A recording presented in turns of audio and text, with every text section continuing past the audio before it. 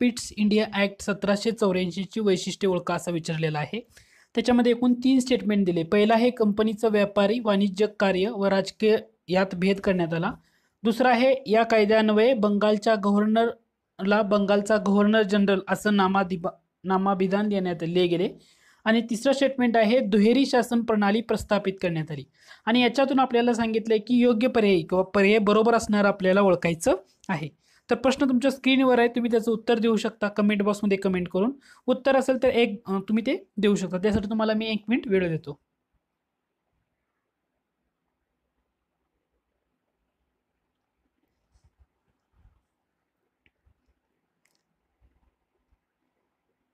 Okay, बरेच जण उत्तर देत आहेत।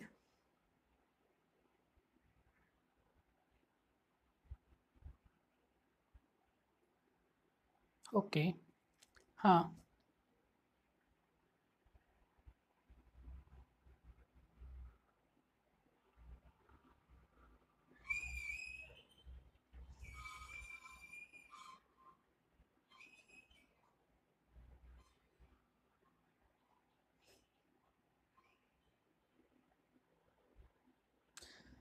आपल्या या प्रश्नाचं अचूक उत्तर आहे ते म्हणजे पर्याय क्रमांक 3 बरोबर। म्हणजे पहिलं स्टेटमेंट बरोबर आहे आणि तिसरं स्टेटमेंट सुद्धा बरोबर आहे। पिट्स इंडिया ऍक्ट 1784 या कायद्यानुसार जे कंपनीचं वाणिज्यिक कार्य व राजकीय यामध्ये भेद करण्यात आलेला होता, पहिलं स्टेटमेंट बरोबर आहे। दुसरं पहा, दुहेरी शासन प्रणाली प्रस्थापित करण्यास सुरुवात झाली 1784 ऍक्ट नुसार, तर ते सुद्धा बरोबर आहे। मात्र याच्यामध्ये एक स्टेटमेंट दिलेलं आहे ते मधलं आपलं ते म्हणजे दुसरं स्टेटमेंट, या कायद्यान्वये बंगालच्या गव्हर्नरला बंगालचा गव्हर्नर जनरल असं नामाभिधान दिले गेले।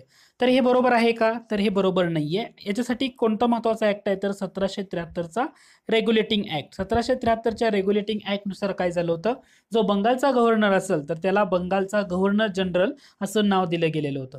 फॉर एक्झाम्पल मी तुम्हाला असा प्रश्न विचारला तर तुमचं उत्तर काय असायला हवं, कोणत्या कायद्यान्वये बंगालच्या गव्हर्नर जनरलला भारताचा गव्हर्नर जनरल असं नाव दिलं गेलं? ओके, तर त्याचं उत्तर आहे 1833चा चार्टर ऍक्ट। 1833च्या चार्टर ऍक्ट नुसार जो भारताचा गव्हर्नर बंगालचा गव्हर्नर जनरल होता तर त्याला भारताचा गव्हर्नर जनरल असं म्हटलं गेलेलं आहे। आय होप हा पॉईंट तुमचा क्लिअर झाला असेल।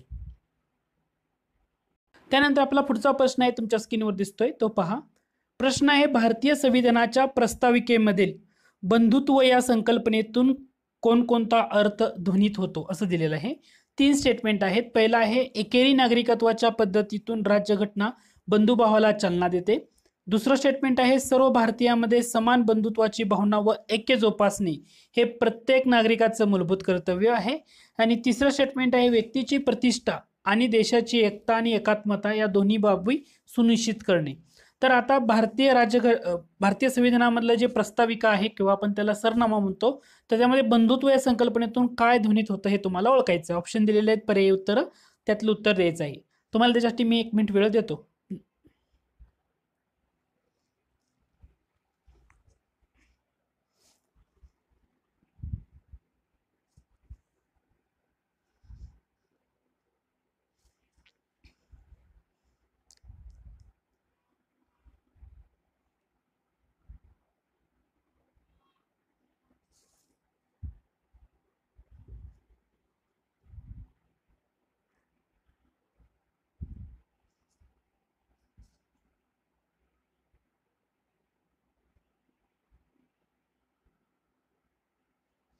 ओके, तर या प्रश्नाचं जे अचूक उत्तर आहे ते म्हणजे पर्याय क्रमांक 3 बरोबर।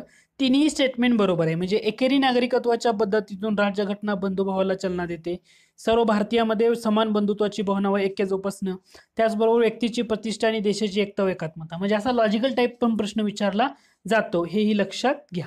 कारण बऱ्याच वेळा कसं होतं की आपल्या प्रस्ताविकेमधलं किंवा बऱ्याच ठिकाणी गणराज्य हा शब्द आहे किंवा त्याला आपण इंग्रजीमध्ये रिपब्लिक असं म्हणतो, यातून कोणत्या गोष्टी बंधुत्व किंवा कोणता अर्थ निघतो असं बऱ्याच वेळा परीक्षेला विचारलं जातं। त्यामुळे बंधुत्व ही संकल्पना सुद्धा तेवढीच महत्वाची आहे।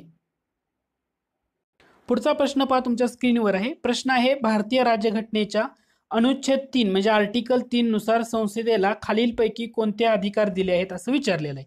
त्याच्यामध्ये एखाद्या राज्याचं क्षेत्र वाढवणं, कोणत्याही राज्याचं नाव बदलणं, एखाद्या राज्यातून 2 राज्य निर्माण करणं आणि चौथा ऑप्शन आहे 2 किंवा अधिक राज्यांचे भाग एकत्र करून नवीन राज्य तयार करणं. असे एकूण 4 स्टेटमेंट दिलेले आहेत आणि तुम्हाला काय करायचं आहे की आर्टिकल 3 अनुच्छेद 3 म्हणजे आर्टिकल 3 किंवा कलम 3 मध्ये संसदेला कोणते अधिकार दिले ते तुम्हाला सांगायचे आहे. तुम्हाला त्यासाठी मी थोडासा वेळ देतो, नक्की उत्तर द्या.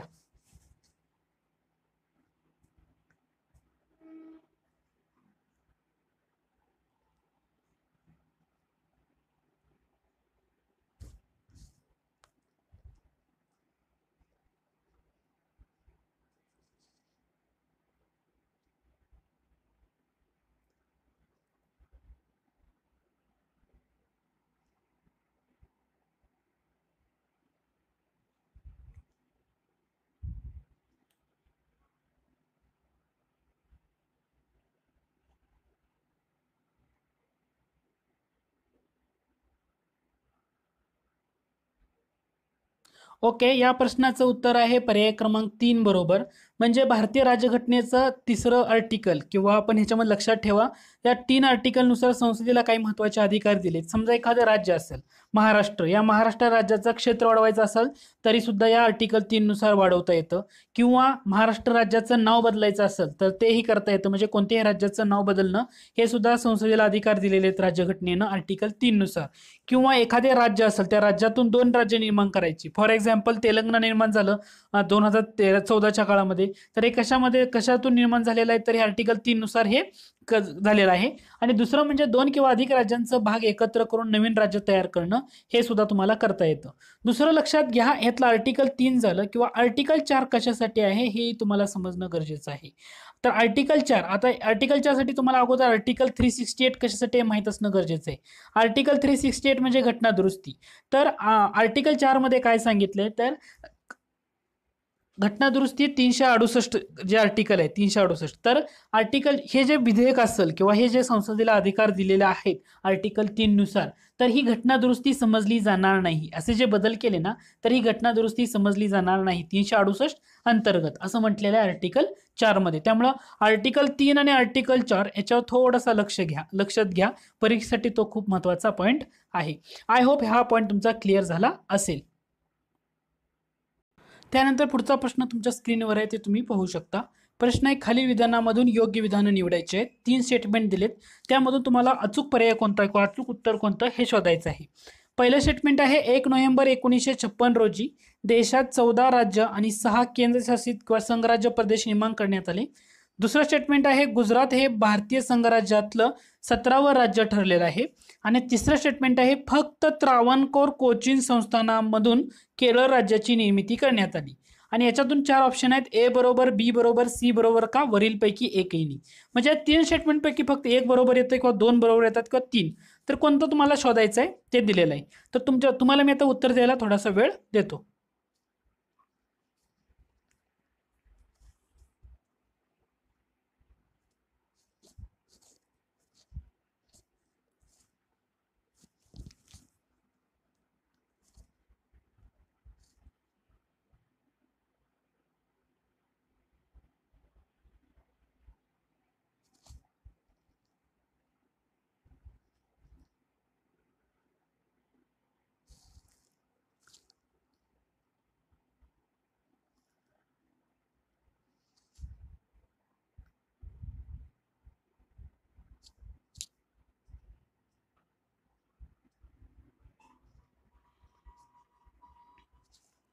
ओके,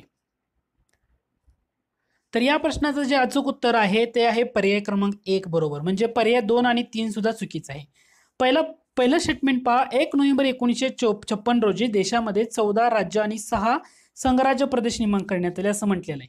तुम्हाला याच्या अगोदर फाजल अली यांच्या अध्यक्षतेखाली जो त्रिसदस्यीय पुनर्रचना आयोग नेमला होता, तर तो कधी नेमला होता इथून सगळी माहिती असणं गरजेचं आहे. तर ते आपण डिस्कस करू. डिसेंबर 1953 ही जी डिसेंबर 1953 मध्ये फाजल अली यांच्या अध्यक्षतेखाली ना एक त्रिसदस्यीय आयोग नेमला होता. त्या आयोगाला पाक आयोग असंही म्हटलं जातं, कारण फाजल अली तर होतेच, परंतु KM पन्नीकर आणि कुंजरू हे पण होते. म्हणजे PAK असं. फाजल ए म्हणजे अली, पी म्हणजे पन्नीकर आणि के म्हणजे कुंजरू. फाजल अली, पन्नीकर आणि कुंजरू या तिघांचा असलेला एक महत्वाचा आयोग नेमण्यात आला होता डिसेंबर 1953 मध्ये. यांनी आपला अहवाल कधी दिला तर सप्टेंबर 1955 मध्ये फाजल अली आयोगानं आपला अहवाल दिलेला आहे. हे लक्षात ठेवा, कारण याच्यावर सुद्धा एकदा प्रश्न येऊन गेलाय की आयोग नेमला कधी आणि त्याने अहवाल दिला कधी. आणि या आयोगानं ना भारतीय मूळ राज्यघटना होते ना, तर मूळ राज्यघटनेमध्ये एकूण 4 भाग होते. ए भागामध्ये गव्हर्नरचे प्रांत होते एकूण 9 राज्य. ब भागामध्ये विधिमंडळ असलेली संस्थानं होती 9 राज्य. भाग सी मध्ये मुख्य आयुक्तांचे प्रांत होते एकूण 10 राज्य. आणि भाग डी मध्ये अंदमान व निकोबार बेटं होती. तर या मूळ राज्यघटनेतील जे भागांचं 4 भागामध्ये केलेलं वर्गीकरण होतं ना, तर ती रद्द करावं आणि त्याच्यामध्ये काय केलं जावं तर 16 राज्य. आता फाजल अली आयोगानं काय सांगितलं होतं, 16 राज्य आणि 3 केंद्रशासित प्रदेश निर्माण करावे अशी शिफारस केली होती. मग भारत सरकारनं काय केलं तर ह्या आयोगाची शिफारस स्वीकारली, परंतु त्याच्यामध्ये थोडंफार बदल केले. आणि भारतीय राज्यघटने भारताच्या सरकारनं काय केलं तर 1 नोव्हेंबर 1956 रोजी 16 राज्याच्या ऐवजी 14 राज्य तयार केली आणि 3 केंद्रशासित प्रदेश करा म्हणून सांगितलं होतं फाजल अली आयोगानं. तर या फाजल अली भारत सरकारनं काय केलं होतं तर 14 राज्य आणि 6 संघराज्य प्रदेश निर्माण केले.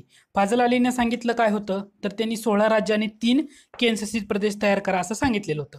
त्याच्यासाठी भारतीय राज्यघटनेमध्ये कोणती घटना दुरुस्ती करण्यात आली तर ती 7वी घटना दुरुस्ती. किती सालाची आहे, 1956 सालाची 7वी घटना दुरुस्ती केली गेली आणि त्याच्यानुसार हे बदल केले गेलेले आहेत. म्हणजे 1 नोव्हेंबर 1956 रोजी देशामध्ये 14 राज्य आणि 6 संघराज्य प्रदेश निर्माण करण्यात आले. त्यामुळे पहिलं स्टेटमेंट काय होतं बरोबर होतं.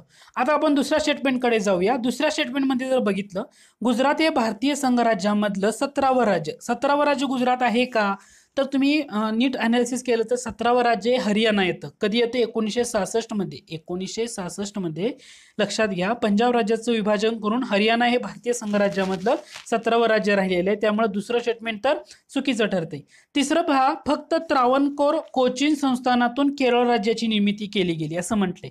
असं आहे का तर जो राज्य पुनर्रचना कायदा आहे कितीचा 1956चा, या कायद्यानुसार काय केलं गेलं होतं तर केरळ राज्य निर्माण करताना कोणत्या जिल्ह्यांचा समावेश केला तर त्रावणकोर आणि कोचीन संस्थान ऍड केलं. त्याचबरोबर मद्रास जो प्रांत होता त्या मद्रास प्रांतामधला एक महत्वाचा जिल्हा त्याच्यामध्ये ऍड केला गेला होता. मद्रास प्रांतातल्या जिल्ह्याचं नाव आहे मलबार.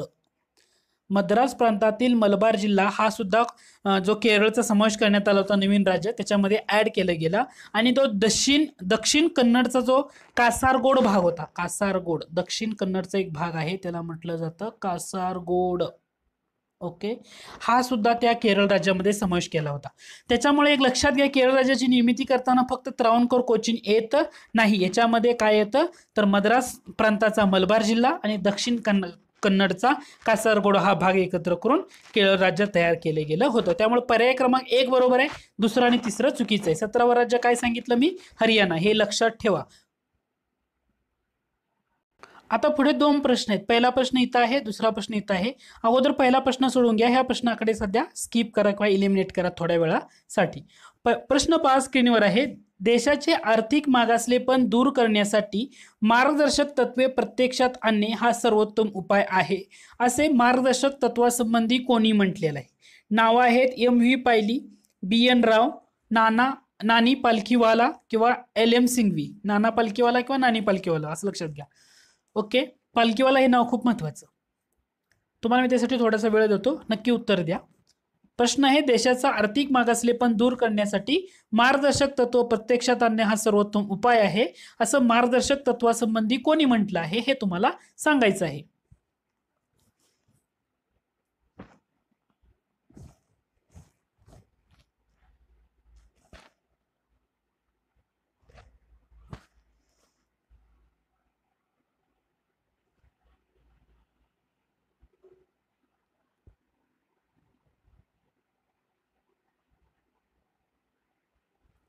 ओके,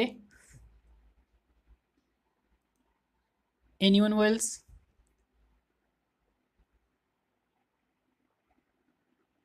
ओके, या प्रश्नाचं जे अचूक उत्तर आहे ते म्हणजे पर्याय क्रमांक 3 नाना पालखीवाला किंवा नानी पालखीवाला हे उत्तर येते. त्यांनी असं म्हटलंय की देशाचा आर्थिक मागासलेपण दूर करण्यासाठी मार्गदर्शक तत्व प्रत्यक्षात आणणं सर्वोत्तम उपाय आहे. अशा प्रकारे प्रश्न विचारले जातात, हे असू द्या. आता पुढचा प्रश्न पहा, हा प्रश्न स्किप करा आणि त्यानंतर येणारा हा प्रश्न आहे ना तो एकदा पाहून घ्या, त्याचं उत्तर द्यायचंय तुम्हाला. प्रश्न आहे, धार्मिक मूलभूत हक्काच्या अनुषंगाने खालीलपैकी कोणत्या तरतुदी संवैधानिक आहेत?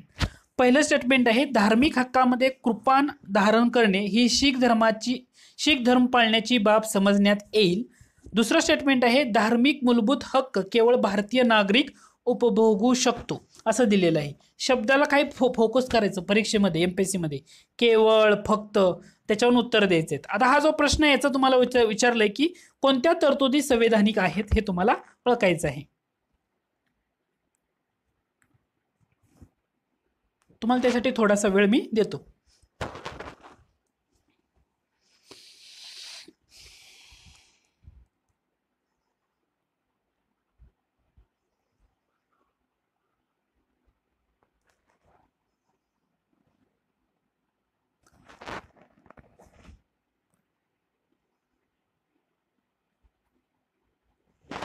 ओके,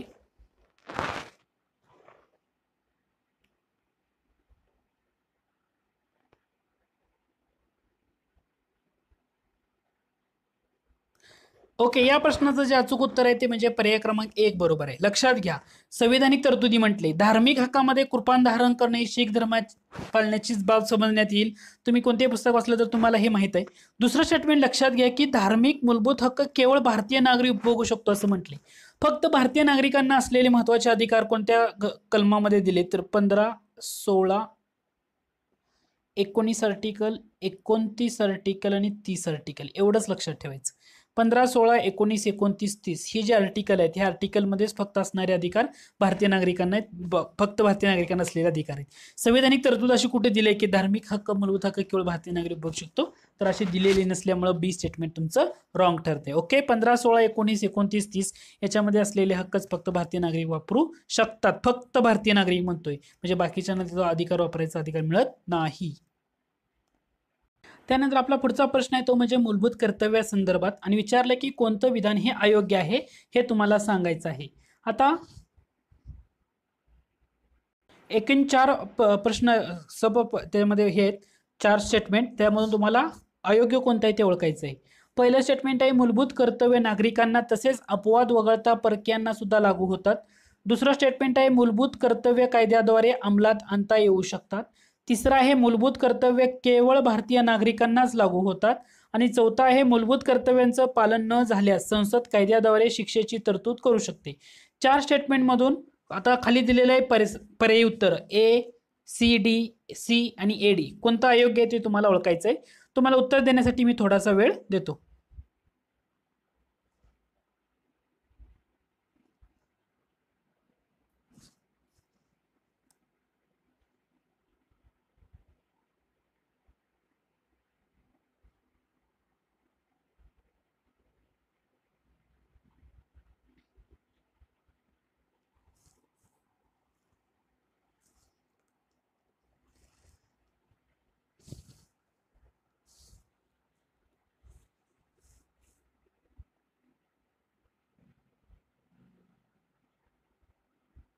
ओके,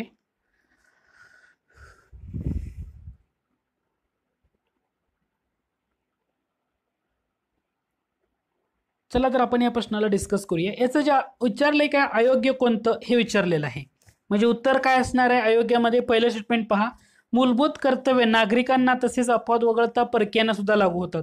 मूलभूत कर्तव्यासाठी परकीयांचा काय समावेश होत नाही, ते फक्त भारतीय नागरिकांना लागू असतात. त्यामुळे पहिलं आणि तिसऱ्या स्टेटमेंटमध्ये पहिलं स्टेटमेंट हे तुमचं चुकीचं आहे, तिसरं स्टेटमेंट बरोबर आहे. हे पहिली गोष्ट तुम्ही डोक्यामध्ये क्लिअर करून घ्या मूलभूत कर्तव्यांच्या बाबतीत. त्यामुळं चुकीचं आहे हे तर आपल्याला समजलं, म्हणजे ऑप्शन तुमचा दुसरा इलिमिनेट होतोय, तिसरा इलिमिनेट होतोय. राहिला प्रश्न पहिला किंवा चौथा. मग आता डी स्टेटमेंट बरोबर की चूक हे तुम्हाला शोधावं लागेल. डी स्टेटमेंटमध्ये म्हटले की मूलभूत कर्तव्याचं पालन न झाल्यास संसद कायद्याद्वारे शिक्षेची तरतूद करू शकते. तर संसदेला तसा अधिकार आहे. जर एखाद्या मूलभूत कर्तव्याचं पालन झालं नाही तर संसद कायद्याद्वारे शिक्षेची तरतूद करू शकते. त्यामुळे डी स्टेटमेंट सुद्धा बरोबर आहे. त्यामुळे अयोग्य कोणतं असं विचारलं तर उत्तर काय येणार तुमचं? पर्याय क्रमांक 1 हे तुमचं असणार आहे अचूक उत्तर. आता लक्षात घ्या मूलभूत कर्तव्यांच्या बाबतीत, मूलभूत कर्तव्य कायद्याद्वारे अंमलात आणता येऊ शकतात. मूलभूत कर्तव्य केवळ भारतीय नागरिकांनाच लागू होतात. मूलभूत कर्तव्याचं पालन न झाल्यास संसद कायद्याद्वारे शिक्षेची तरतूद करू शकते. आता कोणती समिती नेमली होती की ज्या समितीनं भारतीय राज्यघटनेमध्ये मूलभूत कर्तव्यांच्या बाबतीत, तर ती स्वर्णसिंह समिती होती. 1976 मध्ये काँग्रेस पक्षाने नेमलेली समिती होती आणि या समितींच्या शिफारशीनुसारच भारतीय राज्यघटनेमध्ये मूलभूत कर्तव्य ऍड करण्यात आली. सुरुवातीला होती का जेव्हा राज्यघटना अस्तित्वात आली तेव्हा नव्हती. तर 1976ची जी 42वी घटना दुरुस्ती आहे त्या घटना दुरुस्तीनुसार राज्यघटनेमध्ये भाग 4A ऍड करण्यात आला आणि त्याच्यानुसार आर्टिकल त्याच्यामध्ये एक ऍड करण्यात आलं. त्या आर्टिकलला म्हटलं जातं 51A हे आर्टिकल, फक्त एकच आर्टिकल ऍड केले आणि त्या आर्टिकलनुसार एकूण किती मूलभूत कर्तव्य ऍड करण्यात आली, तर एकूण 10 मूलभूत कर्तव्य ऍड करण्यात आली होती. परंतु जी स्वर्णसिंग समिती नेमली होती तर त्यांनी सांगितलं होतं एकूण किती मूलभूत कर्तव्य ऍड करा, तर 8 सांगितली होती आणि भारत सरकारने त्यांच्या थोड्याफार शिफारसी इकडे तिकडे करत एकूण 10 मूलभूत कर्तव्य ऍड केलेली होती. हा पहिला पॉईंट तुमचा क्लिअर असणं गरजेचं आहे. आणि 86वी घटना दुरुस्ती जी आहे 2002 साली, 86वी घटना दुरुस्ती कितीची आहे? 2002 साली. या घटना दुरुस्तीनं आणखी एक मूलभूत कर्तव्य ऍड करण्यात आलं. म्हणजे एकूण किती मूलभूत कर्तव्य झाली, तर 11 झालेली आहेत. त्याचे 11वं कोणतं ऍड केलंय 86व्या घटना दुरुस्तीनं, तर ही शिक्षणाबाबतची घटना दुरुस्ती म्हणून 86व्या घटना दुरुस्तीला ओळखलं जातं. म्हणजे या घटना दुरुस्तीनं असं सांगितलं होतं की पित्याने अपत्यास किंवा पालकास किंवा आपल्या पाल्यास वय वर्ष 6 ते 14 वर्ष होईपर्यंत शिक्षणाची संधी उपलब्ध करून देणं गरजेचं आहे. हे सांगितलं होतं 86व्या घटना दुरुस्तीनं. ओके, आय होप हा तुमचा पॉईंट क्लिअर झाला असेल. अयोग्य कोणतं म्हटल्यानंतर पहिलं अयोग्य आहे, कारण परकीयांना सुद्धा लागू नाहीत, हे लक्षात ठेवा. त्यानंतर आपण पुढच्या प्रश्नाकडे वळूया. पुढचा प्रश्न तुमच्या स्क्रीनवर आहे. प्रश्न आहे, 0 प्रहरात कोणतीही पूर्वसूचना न देता प्रश्न मांडता येतो. हे पहिलं स्टेटमेंट आहे. दुसरा आहे, अविश्वासदर्शक ठराव पारित झाल्यास पंतप्रधानास राजीनामा द्यावा लागतो. दोन्ही स्टेटमेंट आहेत. सिंपलचा प्रश्न आहे, फक्त तुम्हाला माहित असावं म्हणून तो आपण इथं कव्हर करतोय. तर तुम्हाला त्याच्यासाठी थोडा वेळ देतो. दोन्ही प्रश्नांपैकी दिलेल्या ऑप्शनपैकी कोणतं बरोबर आणि कोणतं चूक हे तुम्हाला शोधायचं आहे.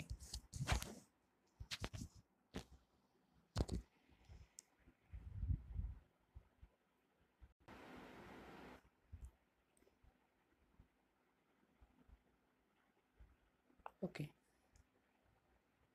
एकदम सिंपलचा प्रश्न होता.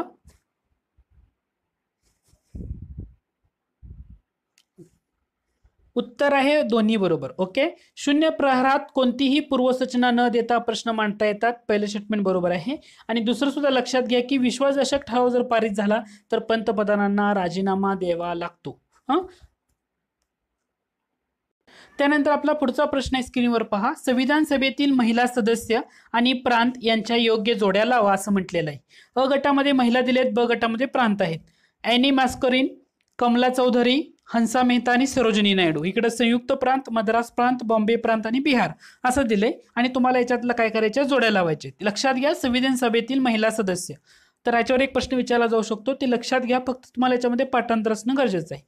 तर तुम्हाला मी थोडासा वेळ देतो, त्याचं उत्तर तुम्ही नक्की कमेंट बॉक्समध्ये कमेंट करून द्या.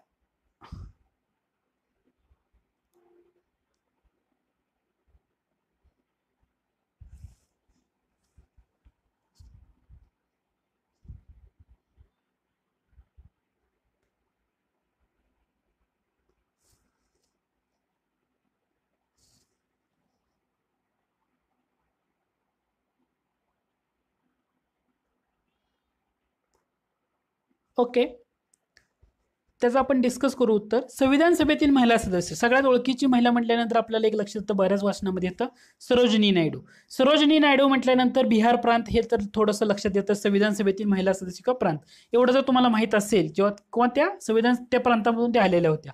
तर 4 हे डीला 4 आहे म्हटल्यानंतर तुमचा तिसरा आणि चौथा पर्याय डायरेक्टली इलिमिनेट होतो. प्रश्न राहिला इथं. त्यानंतर हंसा मेहता म्हटल्यानंतर तिसरा पर्याय डेफिनेटली राहणार खाली दिलेल्या ऑप्शनवरून, त्यामुळे बॉम्बे प्रांत हे तर अचूक येणार आहे. आता राहतो कमला चौधरी आणि एनी मस्करेन, संयुक्त प्रांतमधून कोणत्या आणि दुसरं म्हणजे मद्रास प्रांतमधून कोणत्या. तर ह्या ज्या कमला चौधरी आहेत, तर कमला चौधरी आहेत संयुक्त प्रांतामधून, आणि एनी मस्करीन आहेत तर त्या मद्रास प्रांतामधून. म्हणजे पर्याय क्रमांक 2 हे तुमचं काय असणार आहे, अचूक उत्तर असणार आहे. म्हणजे याच्यातल्या जोड्या कशा होणार आहेत तुमच्या, एनी मस्करेन मद्रास प्रांत, कमला चौधरी संयुक्त प्रांत, हंसा मेहता बॉम्बे प्रांत आणि सरोजिनी नायडू बिहार प्रांत. हे पाठ करून ठेवा. संविधान सभेतील महिला सदस्यांची संख्या एकूण किती, जवळजवळ 15 आहेत काहीतरी. त्या सर्वच्या सर्व महिला सदस्य आणि त्यांनी कोणत्या प्रांतातून आल्या ते सर्वच्या सर्व तुमचं पाठ असणं गरजेचं आहे. परीक्षेला कधीही त्याच्यावर अशा प्रकारे प्रश्न विचारला जाऊ शकतो. आय होप हा तुमचा पॉईंट क्लिअर झाला असेल. त्यानंतर पुढचा प्रश्न आहे हा तुमच्या स्क्रीन समोर. योग्य विधानं निवडायचे, 4 विधानं दिलीत आणि त्यामधून अचूक पर्याय आपल्याला निवडायचा आहे. पहिलं स्टेटमेंट आहे कलम 356 नुसार राष्ट्रपती राजवट लागू करण्यात येते. दुसरं स्टेटमेंट आहे महाराष्ट्रात निवडणूक निकालानंतर कोणत्याही पक्षानं सत्ता स्थापन न केल्याने राष्ट्रपती राजवट, म्हणजे 2019चा निकाल असं म्हणायचं त्यांना, 2019 मध्ये जी महाराष्ट्र निवडणूक निकाल झाला होता त्याच्यानंतर. तिसरं स्टेटमेंट आहे महाराष्ट्रात राष्ट्रपती राजवट तिसऱ्यांदा लागू करण्यात आली. आणि चौथं उत्तर आहे ते म्हणजे 1989 साली महाराष्ट्रात पहिल्यांदा राष्ट्रपती राजवट लागू करण्यात आलेली होती. तुम्हाला काय करायचं आहे, यामधून योग्य पर्याय निवडायचा आहे. तुम्हाला मी थोडासा वेळ देतो, नक्की उत्तर देवा.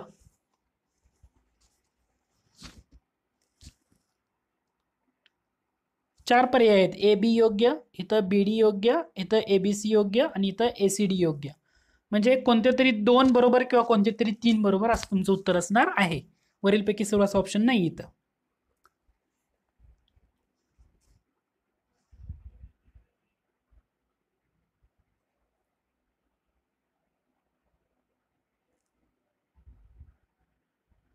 ओके,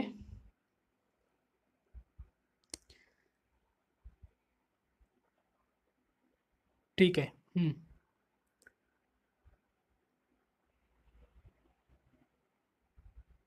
तर आता या प्रश्नाचं अनालिसिसच करू आपण डायरेक्ट. पहिल्यांदा लक्षात घ्या राष्ट्रपती राजवट राज्यघटनेतील कलम 356, त्यामुळे अ तर तुमचं बरोबर आहे. जर अ बरोबर असेल तर तुमचा दुसरा ऑप्शन डायरेक्टली काय होणार, एलिमिनेट होणार. त्याच्यानंतर महाराष्ट्रात निवडणूक निकालानंतर कोणत्याही पक्षानं सत्ता स्थापन न केल्याने राष्ट्रपती राजवट, सध्याचा तो चर्चेतला विषय होता त्यामुळे ब सुद्धा बरोबर आहे. ब बरोबर म्हटल्यानंतर चौथा स्टेटमेंट सुद्धा तुमचं चुकीचं ठरतंय. महाराष्ट्रात राष्ट्रपती राजवट तिसऱ्यांदा लागू करण्यात आली, डेफिनेटली माहित आहे का तुम्हाला, तर हो तिसऱ्यांदा लागू करण्यात आली. चौथं का चुकीचं आहे, तर पहिल्यांदा महाराष्ट्रात राष्ट्रपती राजवट ही 1989 दिली, त्याच्यामुळे चुकीचं आहे. पहिल्यांदा महाराष्ट्रात राष्ट्रपती राजवट लागू झाली होती 1980चं दशक म्हटलं तर किंवा 80, हे लक्षात ठेवा. त्यानंतर 2014 मध्ये सुद्धा राष्ट्रपती राजवट लागू झाली होती आणि आता लेटेस्ट जेव्हा निवडणुका झाल्यानंतर कोणत्याही पक्षानं सत्ता स्थापन न केल्यामुळं तिसऱ्यांदा राष्ट्रपती राजवट लागू झालेली आहे. त्याच्यामुळे योग्य पर्याय निवडा असं विचारलंय, म्हणजे पर्याय क्रमांक 3 बरोबर आहे, कारण इथे 1989 दिल्यामुळं चौथा ऑप्शन आपला तुमचा इलिमिनेट होतो, हे लक्षात घ्या. आय होप हा तुमचा पॉईंट क्लिअर झाला असेल. मंडळातील मंत्र्यांच्या संख्येबाबत खालील विधाने विचारात घ्या. प्रश्न आहे वरीलपैकी कोणती विधाने बिनचूक आहेत हे ओळखायचं, म्हणजे बरोबर असलेलं कोणतं स्टेटमेंट आहे ते तुम्हाला सांगायचंय. पहिला आहे 92व्या घटना दुरुस्ती अन्वये मंत्र्यांच्या संख्येवर मर्यादा आली. दुसरं स्टेटमेंट आहे विधिमंडळाच्या एकूण सदस्य संख्येच्या 15% पेक्षा जास्त नसावी. तिसरा आहे मुख्यमंत्र्यासह 12 पेक्षा कमी नसावी. आणि चौथा आहे मुख्यमंत्र्याशिवाय 12 पेक्षा कमी नसावी. अशी 4 स्टेटमेंट दिलेली आहेत आणि तुम्हाला सांगितले की बरोबर स्टेटमेंट कोणतं ते द्यायचं आहे. तुम्हाला त्यासाठी वेळ देतो थोडासा. पर्याय पण सांगतो.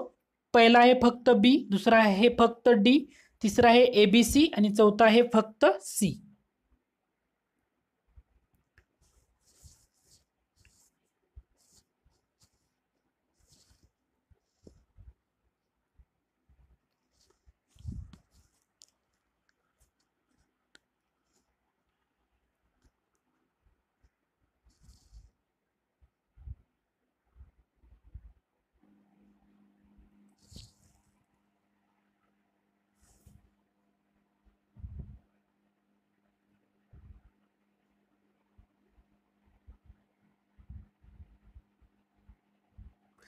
आता आपण उत्तर पाहूया. याचं उत्तर आहे पर्याय क्रमांक 4 बरोबर, म्हणजे फक्त सी बरोबर आहे. असं का? पहिल्यांदा लक्षात घ्या, 92व्या घटना दुरुस्ती अन्वये मंत्र्यांच्या संख्येवर मर्यादा घालण्यात आली. आता मंत्रिमंडळातील सदस्य संख्या किंवा मंत्र्यांची संख्या किती असावी? आता हे राज्यघटनेच्या कोणत्या घटना दुरुस्तीने सांगण्यात आलं? तर ही 92वी आहे का? पहिला पॉईंट. कारण काही गोष्टी अशा असतात की एमपीएससी मध्ये छोट्या एकेका पॉईंटनं तुम्हाला तिथं फसवलं जातं. 92वी आहे का, नक्की 91वी आहे का घटना दुरुस्ती, ते तुम्हाला अगोदर तिथं समजून घेणं गरजेचं आहे आणि त्याच्यानुसार तुम्हाला तिचं उत्तर द्यावं लागणार आहे. आता पहिल्यांदा लक्षात तुम्हाला काय ठेवायचं की ही घटना दुरुस्ती 92वी नाही, तर ती कोणती घटना दुरुस्ती आहे? तर 91वी घटना दुरुस्ती आहे. 91वी घटना दुरुस्ती कोणत्या सालामधली आहे? तर 2003 सालामधली आहे. त्याच्यामध्ये असं सांगितलं होतं की केंद्रीय मंत्रिमंडळ घेतलं तर पंतप्रधानासहित लोकसभेच्या एकूण सदस्य संख्येच्या 15% जास्त मंत्री असणार नाहीत. आणि राज्यांच्या बाबतीत सांगितलं होतं की राज्य मंत्रिमंडळात मुख्यमंत्र्यासहित संबंधित राज्याची जी विधानसभा आहे त्या विधानसभेच्या एकूण सदस्य संख्येपेक्षा 15% जास्त मंत्री असणार नाहीत. आणि मुख्यमंत्र्यासह मंत्रिमंडळाची सदस्य संख्या 12पेक्षा कमी असणार नाही असं म्हटलेलं आहे. त्याच्यामुळे 92 घटना दुरुस्ती दिल्यामुळे पहिलं स्टेटमेंट चुकीचं. दुसरं का चुकीचं? तर विधिमंडळाच्या एकूण सदस्य संख्येच्या नाहीये, विधिमंडळामधील विधानसभेच्या एकूण सदस्य संख्येच्या 15%पेक्षा पाहिजे, त्यामुळे दुसरं स्टेटमेंट सुद्धा चुकीचं.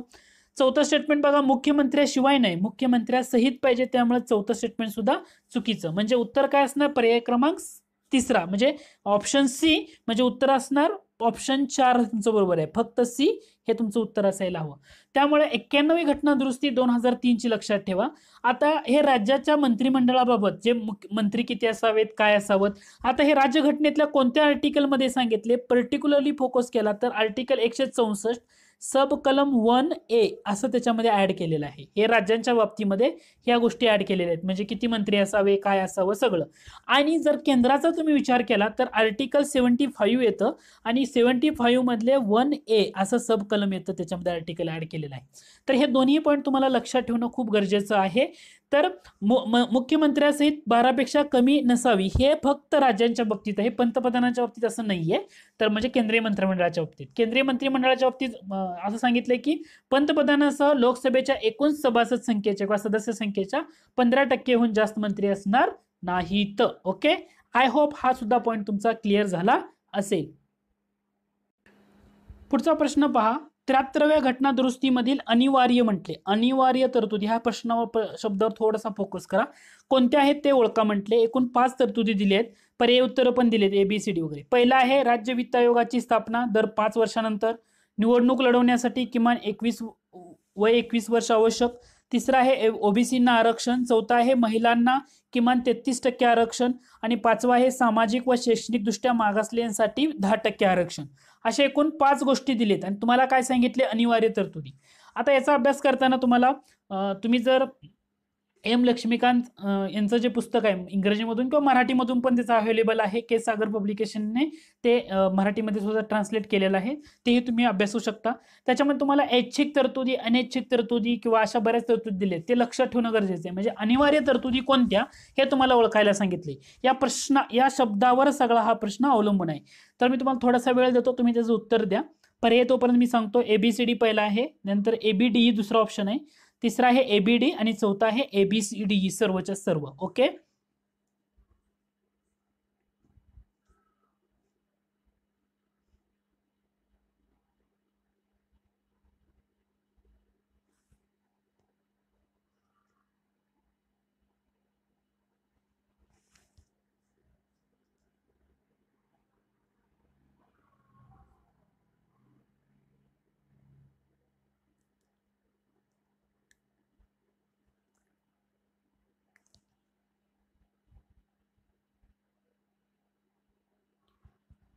ओके. तर आता या प्रश्नाला आपण अनालिसिस करू. 73व्या घटना दुरुस्तीमधल्या अनिवार्य तरतुदी म्हटल्या, एक एक पाहत जाऊ. पहिलं पहा, राज्य वित्त आयोगाची स्थापना दर 5 वर्षानंतर डेफिनेटली अनिवार्य आहे ती, त्यामुळे ए तर असणार. ए तर ह्या सर्वच्या सर्व ऑप्शन मध्ये आहे. त्यानंतर निवडणूक लढवण्यासाठी किमान वय 21 वर्ष आवश्यक, तर हे 21 वर्ष आवश्यक दिलेलं आहे, त्यामुळे बी सुद्धा तुमचा अनिवार्य तरतुदी आहे, हे अनिवार्यच आहे, 21 वर्ष आवश्यक.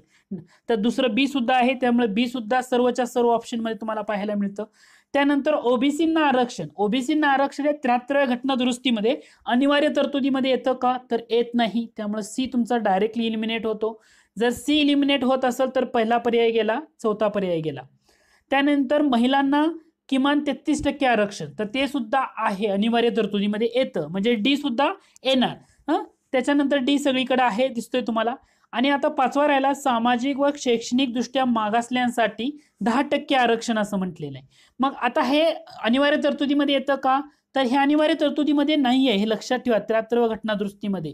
तर हे नंतर ऍड झालेल्या गोष्टी आहेत. त्यामुळे अनिवार्य तरतुदीमध्ये काय येणार, ए, बी आणि डी हे येणार, म्हणजे पर्याय क्रमांक 3 तुमचं अचूक उत्तर असणार आहे. त्यामुळे परीक्षेचा अभ्यास करताना 73व्या घटना दुरुस्तीमध्ये अनिवार्य तरतुदी, ऐच्छिक अनैच्छिक असेच शब्द दिलेले आहेत, मराठीमध्ये तुम्ही वापरत असाल तर हे नक्की लक्षात घ्या. त्यामुळं राज्य वित्त आयोगाची स्थापना दर 5 वर्षानंतर, निवडणूक लढवण्यासाठी किमान वय 21 वर्ष आवश्यक हे सुद्धा आहे. आणि त्यानंतर महिलांना 33% आरक्षण हे सुद्धा आहे. ओबीसींना आरक्षण अनिवार्य तरतुदीमध्ये दिलेलं नाहीये 73व्या घटना दुरुस्तीमध्ये. आणि 74व्या घटना दुरुस्तीने सामाजिक शैक्षणिकदृष्ट्या 10% आरक्षण हे सुद्धा दिलेलं नाही. 73व्या घटना दुरुस्तीनुसार भारतीय राज्यघटनेमध्ये कोणतं परिशिष्ट किंवा कोणतं शेड्यूल ऍड करण्यात आलं, 11वं शेड्यूल ऍड करण्यात आलं. आणि 74व्या घटना दुरुस्तीनुसार भारतीय राज्यघटनेमध्ये कोणतं शेड्यूल ऍड करण्यात आलं, 12वं शेड्यूल ऍड करण्यात आलं. हे लक्षात ठेवा. 243 जी आर्टिकल आणि 243 डब्ल्यू आर्टिकल रिस्पेक्टिव्हली 11व्या आणि 12व्या परिशिष्टाच्या संदर्भामध्ये 73व्या घटना दुरुस्तीनं आणि 74व्या घटना दुरुस्तीनं ती दोन्ही परिशिष्ट ऍड करण्यात आलेली आहेत. हाही पॉईंट तुम्ही जाता जाता लक्षात घ्या. तर आज आपण थोडक्यात आपण पॉलिटीचे बऱ्याचशा प्रश्नांचा अनालिसिस केले. तर अजून आपण प्रश्नांची संख्या वाढवत जाणार आहोत. आज आपण एवढंच पाहतोय. आय होप हे लेसन तुम्हाला आवडलं असेल. जर आवडलं असेल तर जरूर लाईक करा. तुम्ही अजूनही माझ्या चॅनलला सबस्क्राईब केलं नसेल तर नक्की सबस्क्राईब करा. धन्यवाद.